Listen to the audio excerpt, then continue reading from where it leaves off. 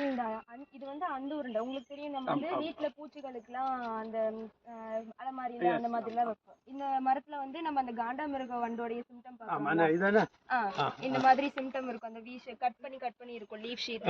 இந்த இப்போ வந்து இதுல காண்டாமிருக வண்டு பாதிப்பு இருக்கு. இதை வச்சு நம்ம தெரிஞ்சுக்கலாம்.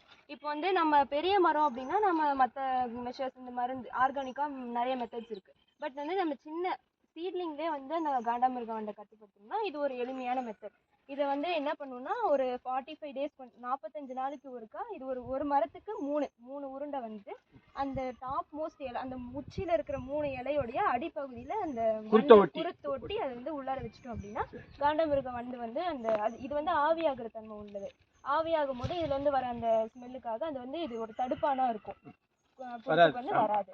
இது வந்து இப்படி மேல இருக்கிற 3 குருத்துல இப்படி நடுவுல வெரி குட். இப்படி வச்சுட்டா போதும். இது வச்சுட்டா போதும். இந்த வாடைக்கு வராது. இதுக்கு வராது. இது வந்து 3 இடத்துல வைக்கணும்.